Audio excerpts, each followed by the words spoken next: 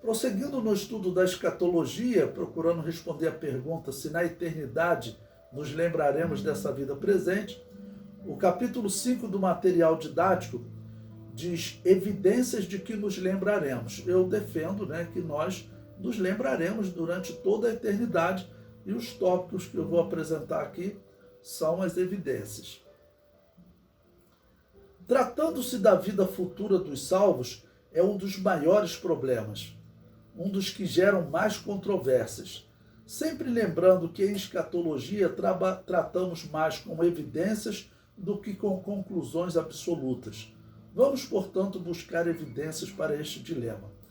Primeiro, as nossas obras serão cobradas. Então, pense, quando nós estivermos em corpos incorruptíveis, a primeira coisa, a Bíblia diz que nós teremos as nossas obras cobradas para gerar galardão.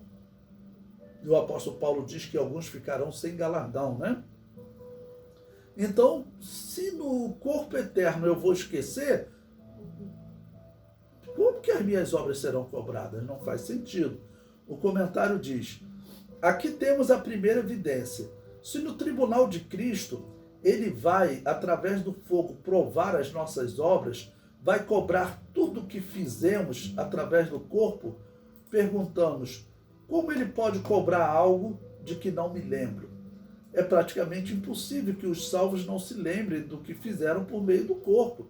Tem que se lembrar, para poder ver o tipo de julgamento que as suas obras estão tendo, e seriam obras de ouro, prata, pedra preciosa, que geram galardão, ou obras de madeira, feno e palha, que não geram galardão, segundo o apóstolo Paulo, serão consumidas pelo fogo. O comentário prossegue. Como imaginar passarmos a eternidade com galardões que não sabemos por que os recebemos? Porque, se eu não vou me lembrar, eu recebi um prêmio, um galardão, pelas obras que eu fiz em favor do Evangelho, só que eu não me lembro de nada. É um pensamento estranho, O ensino de que esqueceremos desta vida presente na eternidade torna-se mais problemático quando vemos os 24 anciãos de Apocalipse, capítulo 4, e como eles reagem aos galardões que receberam. O versículo 10 diz: e os 24 anciãos prostravam-se diante do que estava assentado sobre o trono, e adoravam o que vive para todo sempre, e lançavam as suas coroas diante do trono, dizendo: digno és, Senhor, de receber glória e honra e poder, porque tu criaste todas as coisas, e por tua vontade são e foram criadas. Bom, aqui é importante interpretar por que eles agradecem a Jesus e agradecem ao Pai, lançando as suas coroas diante do trono. A coroa é o símbolo do galardão. Quando eles lançam a coroa, significa que, olha, esse galardão eu só conquistei por causa da tua salvação, de tudo que tu operaste em mim. Então, eles lembram. O comentário prossegue. O número 24 é o dobro de 12. 12 é o número do governo de Deus estabelecido na terra. Por isso, haviam 12 tribos em Israel e 12 apóstolos de Jesus. Esses 24 anciãos representam os santos do Antigo, 12, e do Novo Testamento, 12, somando 24. Esses santos lançavam as suas coroas diante do trono. Essa atitude interpreta-se como os salvos reconhecendo que o galardão que eles alcançaram foi obra de Deus. Só Ele poderia dar-lhes este direito. Foi Ele quem lhes ajudou a fazer a obra de forma perfeita e assim alcançar galardão. Perguntamos: será que eles não se lembravam do que passaram na terra?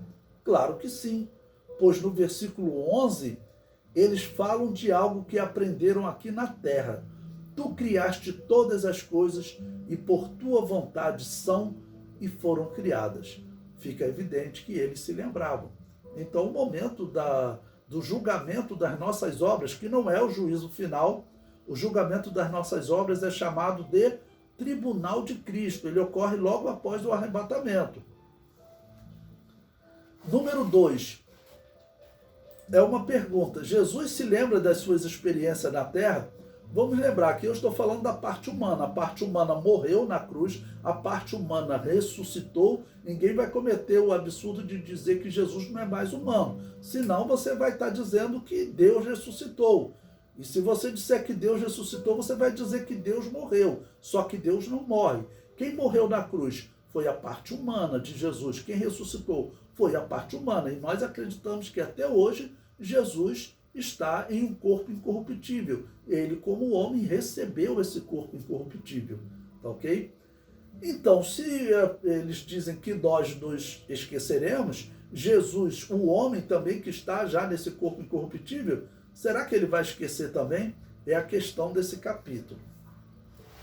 O comentário diz: é estranho fazer essa pergunta porque todos sabemos que sim, claro que Jesus lembra, né? Não dá nem para imaginar Jesus esquecendo-se dos apóstolos e dos discípulos em geral.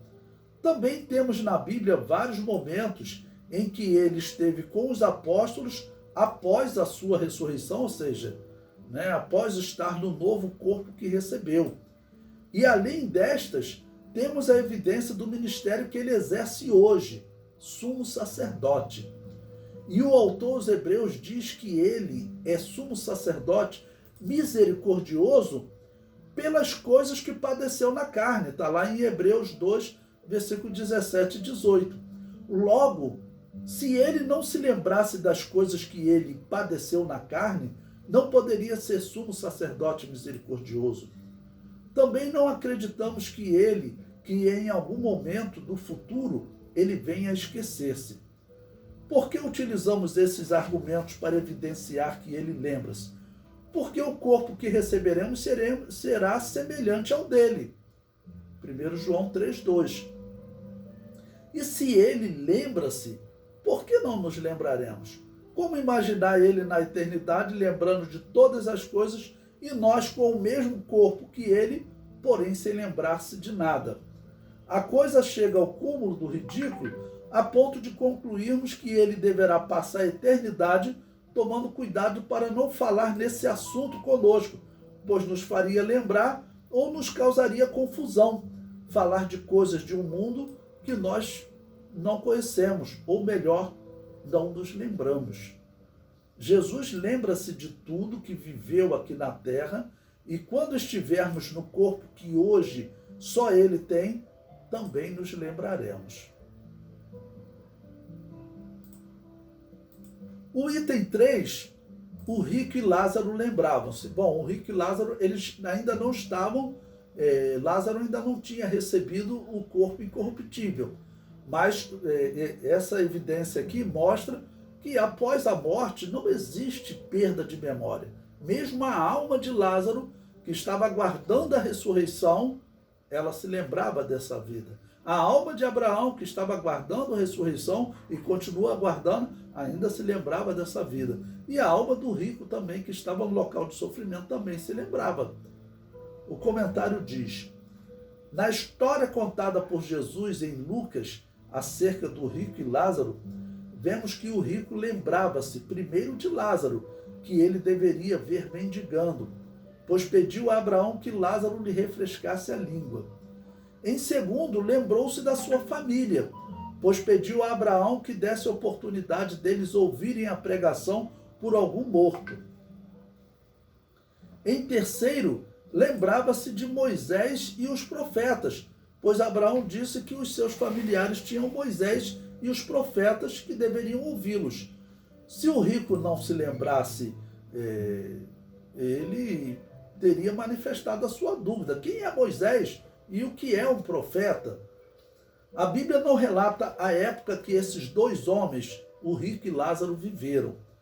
Poderia ter sido muitos séculos antes de Cristo, poderia ter sido na época de Abraão, como também poderia ter sido na época de Cristo, não sabemos. Porém, citamos a possibilidade deles viverem ou não na época de Abraão para chegarmos à seguinte hipótese: se eles viveram na época de Abraão e se chegaram a conhecê-lo, o fato do rico dirigir-se a ele não nos ensina nada de novo, pois isso seria simplesmente outra evidência de que a pessoa não se esqueceu o que passou neste mundo. Porém, se eles não viveram na época de Abraão, mas em outra época qualquer, que poderia ser até a época de Cristo, ele, o rico, não chegou a conhecer Abraão nessa vida. Logo, ele não tinha como lembrar-se de Abraão. E como o rico identificou Abraão? Teria alguém dito para ele? Certamente não. E isso significaria que a capacidade de conhecimento dele teria aumentado. Ele identificou a alma de Abraão. Nós acreditamos, e falaremos disso mais à frente, que no mundo espiritual, quando estivermos no novo corpo, eu não precisarei ser apresentado ao apóstolo Paulo. Eu não precisarei ser apresentado a Abraão, Isaque, Jacó, José, Moisés, Davi e nenhum outro salvo. Eu simplesmente conhecerei a todos. Ou seja, no mundo espiritual, todos se conhecem. Automaticamente eu vou conhecer a alma do apóstolo Pedro, né? Claro, já no novo corpo, eu vou saber que aquele é o apóstolo Pedro. É o que a gente entende dessa história do rico e Lázaro. Número 4. O ladrão na cruz e seu encontro com Jesus no paraíso. É a quarta evidência de que nós nos lembraremos dessa vida presente na eternidade. Ou seja, depois de mortos, nós continuamos nos lembrando. O comentário diz: Jesus, antes de morrer, fez uma promessa ao ladrão que creu. Ainda hoje estarás comigo no paraíso. Essa promessa de Jesus é real e imediata. Por que cremos que hoje era literal, quando Jesus Cristo diz, ainda hoje estarás comigo no paraíso? Pois Jesus morreu e logo foi ao inferno testificar a sua vitória e tirar de lá o seio de Abraão, onde estavam todos os santos do Antigo Testamento, inclusive Lázaro, e também o ladrão da cruz que acabara de crer. Então, o apóstolo Pedro diz que Jesus foi e pregou os espíritos em prisão. Quem eram esses espíritos em prisão? O apóstolo Pedro, ele cita aqueles que viveram antes do dilúvio, mas também nós sabemos que ali estavam todos os mortos. Um lado estavam os justos, né? Creram em Deus, como Lázaro, como Abraão. E do outro lado estavam os ímpios, ok? Então Jesus foi pregar a esses espíritos em prisão. Então Jesus vai encontrar, quando ele chega lá no lado dos justos, ele vai encontrar Abraão, ele vai encontrar Lázaro, todos os salvos mortos, e vai encontrar também o ladrão da cruz. Vamos ver o comentário. Esse ladrão da cruz é o centro das nossas atenções agora. Primeiro, queremos observar que foi feita uma promessa e ela iria cumprir-se. Agora perguntamos como essa promessa iria cumprir-se se o ladrão, ao chegar no seio de Abraão, esquecesse essa vida presente. Se caso ele não se lembrasse da sua vida que terminara na cruz ao lado de Jesus, ele não se lembraria da promessa. A questão fica complicadíssima porque Jesus, ao chegar ao paraíso, precisaria contar toda a história ao ladrão convertido e este certamente responderia: eu não me lembro de nada. Porém, você, apesar de ser desconhecido, parece ser digno de crédito. Ou seja, ele não conhece nem Jesus.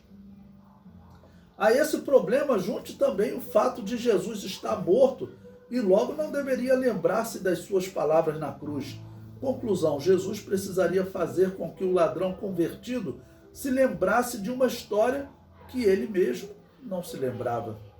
Ele mesmo, Jesus, né? Número 5, o nosso reinado no milênio. Então, depois que a igreja foi arrebatada, vão ocorrer 7 anos de grande tribulação. Jesus vem em glória com a sua igreja, dá fim ao reino do anticristo e dá início ao milênio. Bom, durante esse milênio nós vamos reinar com Cristo. Apocalipse 20, versículo 1 a 4, leia esse texto, diz que nós seremos reis e sacerdotes. O comentário diz: durante o milênio nós estaremos reinando com Cristo. A missão da igreja durante o milênio é pouco falada na Bíblia, porém algumas ficam claras. Primeiro, a de reinar com Ele. Segundo, nós estaríamos ajudando no julgamento de muitas questões, certamente ensinando aos homens a lei de Deus. E terceira, seríamos sacerdotes com Cristo. Vamos pensar sobre essas três missões e a questão de não nos lembrarmos dessa vida presente. Sobre a primeira missão, surge a seguinte dúvida: como eu posso reinar ao lado de um rei que eu não conheço e não sei por que chegou ali, né? Se eu vou esquecer. Sobre a segunda missão, a seguinte dúvida: qual o critério que eu usaria para julgar as pessoas se eu não me lembro dos exemplos de vida que ele me deixou, ensinando-me o que era certo e o que era errado?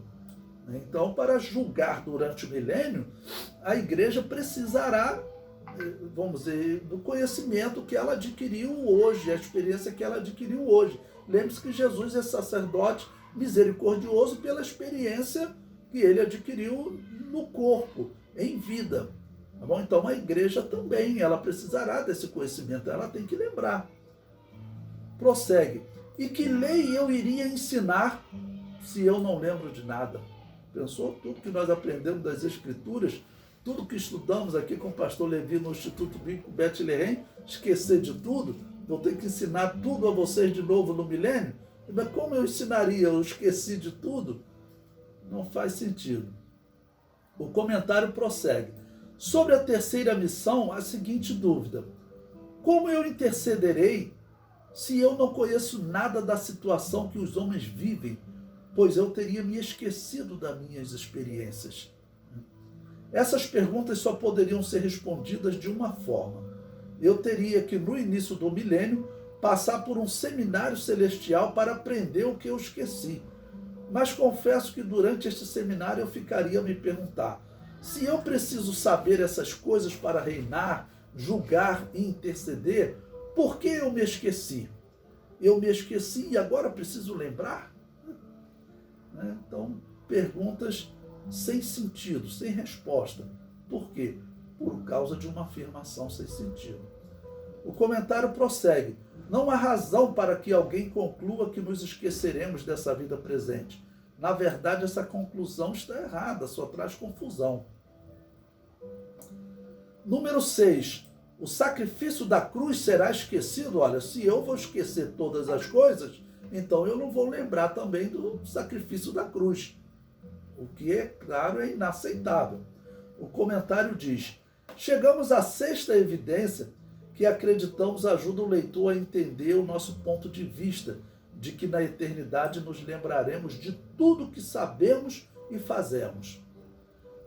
Das coisas que sabemos, ou seja, dos conhecimentos que adquirimos, não há nada mais sublime, mais importante do que o sacrifício expiatório realizado por Jesus Cristo na cruz.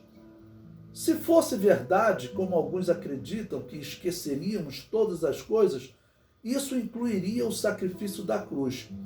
Mas note uma coisa: o título, de Jesus, quando refere-se à sua morte na cruz, o Cordeiro, o título que o Apocalipse descreve Jesus é o Cordeiro. Se o sacrifício da cruz fosse esquecido, esse título também deveria ser esquecido.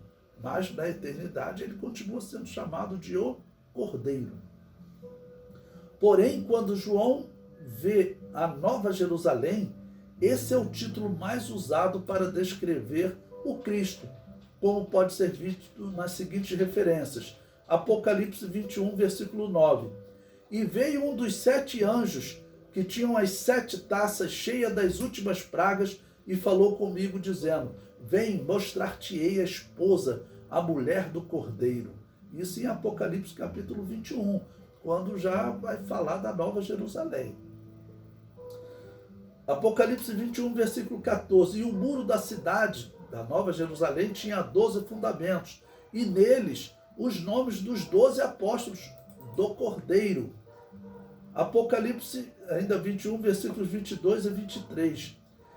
E nela não vi templo, porque o seu templo é o Senhor Deus Todo-Poderoso e o Cordeiro.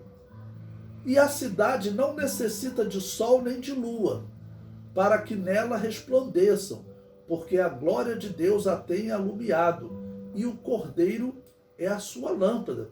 E também o versículo 27, né, é citado o Cordeiro, no capítulo 22, versículo 1, e mostrou-me o rio puro da água da vida, claro como cristal, que procedia do trono de Deus e do Cordeiro. E outros textos, olha, Apocalipse 22, versículo 3, são todos textos falando de Jesus como Cordeiro no momento da Nova Jerusalém. Então, nós não vamos esquecer da morte do Cordeiro de Deus na cruz. O comentário prossegue. Este título é o mais usado na eternidade para descrever o Filho de Deus. Por que um uso tão grande deste título? Porque a obra da cruz é a responsável pelo encontro do homem com Deus. E como imaginarmos neste reencontro definitivo e eterno sem lembrarmos desse sacrifício? Né? Claro, é impossível, nós teremos que lembrar. Número 7. Eternidade com o Senhor, que não sei por que é Senhor. Essa seria a conclusão se nós considerássemos que na eternidade não nos lembraremos dessa vida presente. O comentário diz: na eternidade estaremos principalmente adorando ao nosso Senhor e resgatador Jesus Cristo. A forma de adoração, se é cantada, se é uma forma própria do mundo espiritual, não vamos falar agora, não temos como falar agora, né? O importante é identificar essa adoração, ou seja, nós vamos sim falar, adorar a Deus. Como nós vamos adorar, aí não tem como nós detalharmos agora.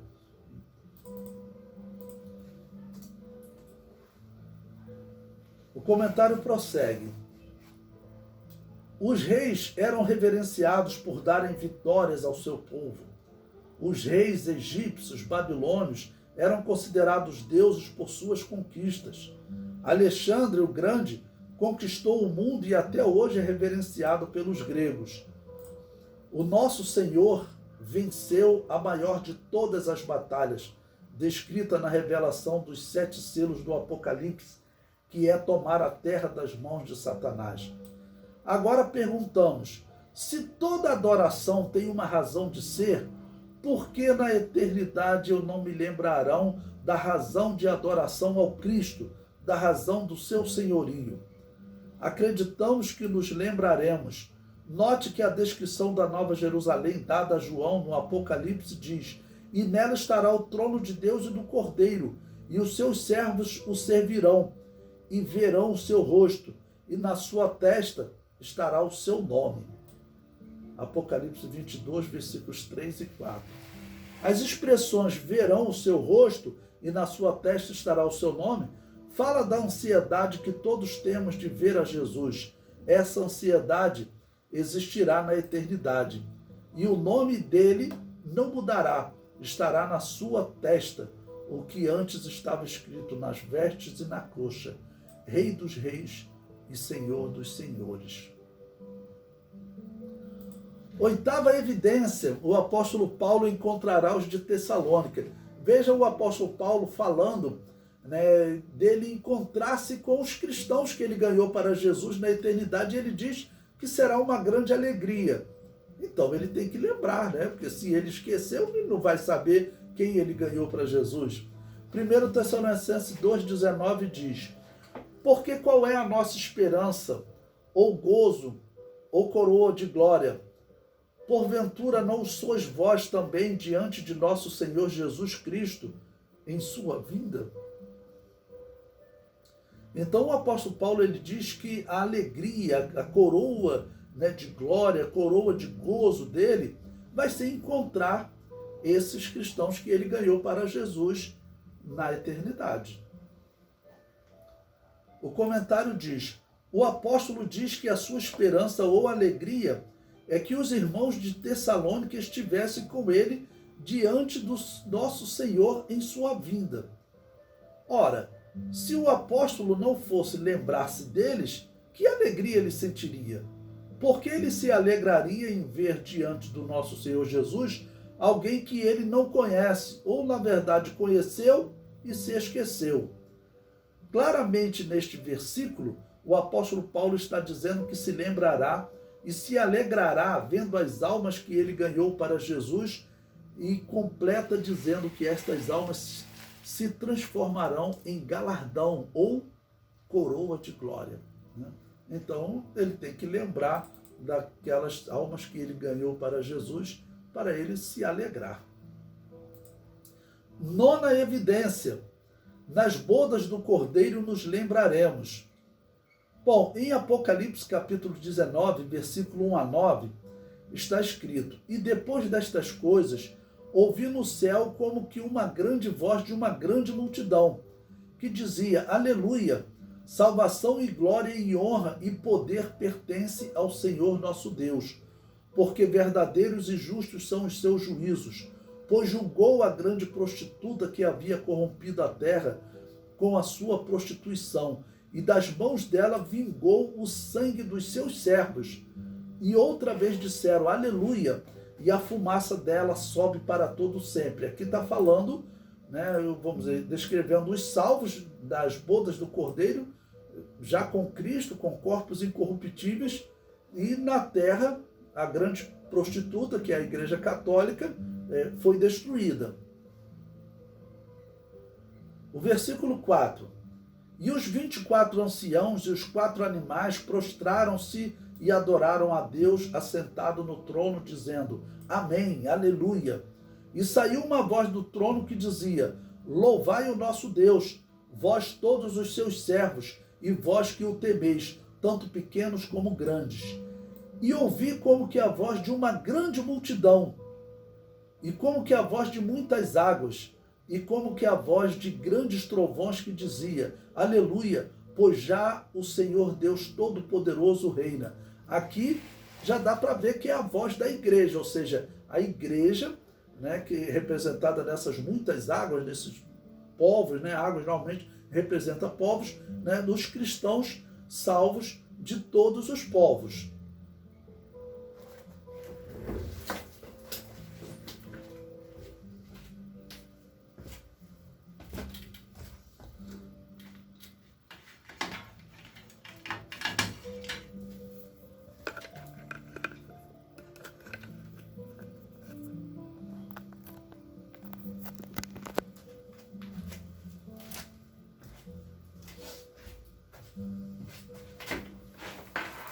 Prosseguindo na leitura, o versículo 7, regozijemo-nos e alegremos e demos-lhe glória, porque vindas são as bodas do Cordeiro e já sua esposa se aprontou, ou seja, a igreja já recebeu o corpo incorruptível, já está em glória com Jesus nas bodas do Cordeiro, que ocorre no céu. O versículo 8, e foi-lhe dado que se vestisse de linho fino, puro e resplandecente, porque o linho fino são a justiça dos santos. E disse-me: escreve, bem-aventurado aqueles que são chamados à ceia das bodas do Cordeiro. E disse-me: estas são as verdadeiras palavras de Deus.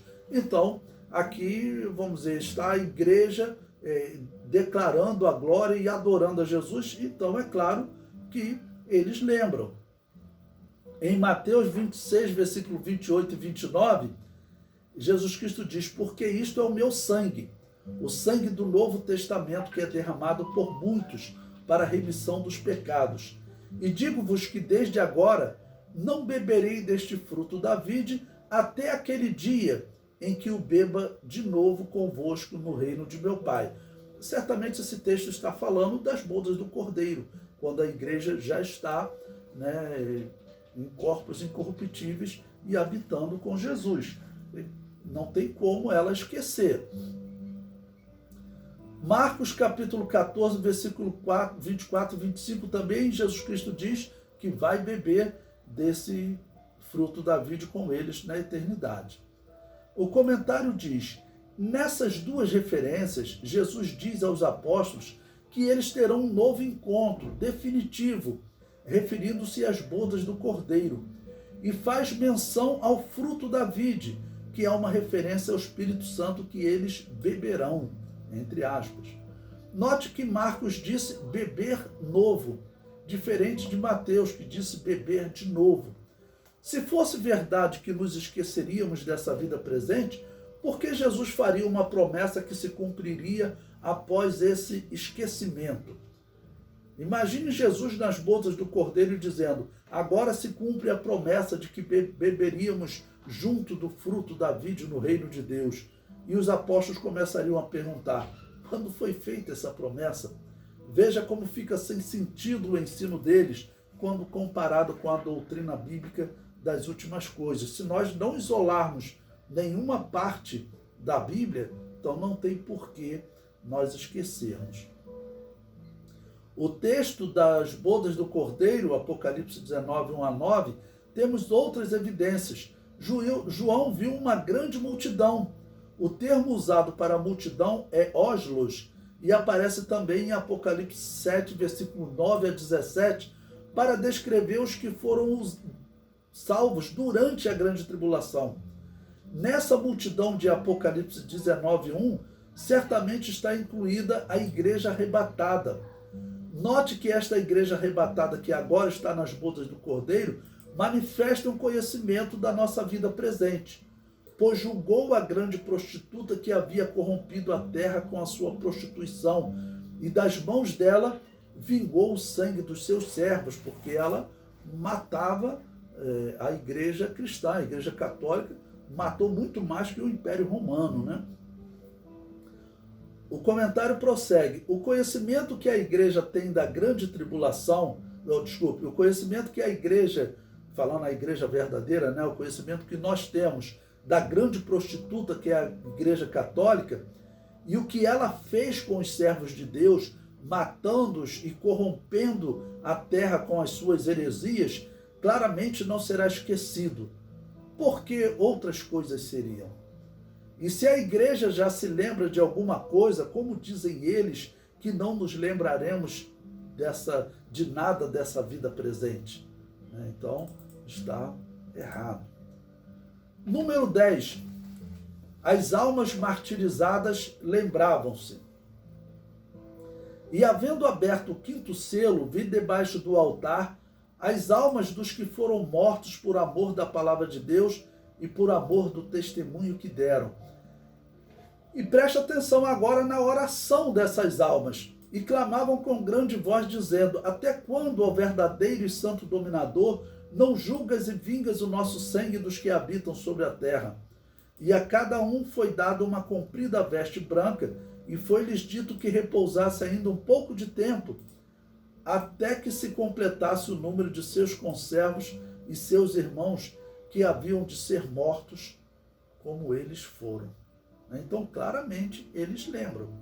O comentário diz: na abertura do quinto selo, João vê debaixo do altar, provavelmente o altar do incenso, almas martirizadas.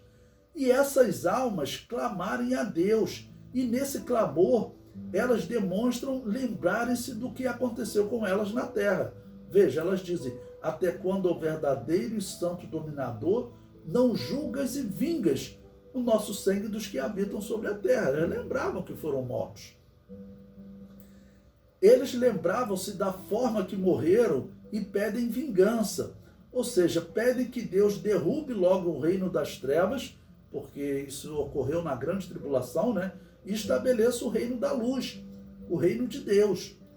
E como resposta, ouvem algo que também demonstra que eles não haviam esquecido-se. Até que também se completasse o número dos seus conservos e seus irmãos, que haviam de ser mortos como eles foram. Então nós estamos tendo aí evidências de que eles realmente se lembravam.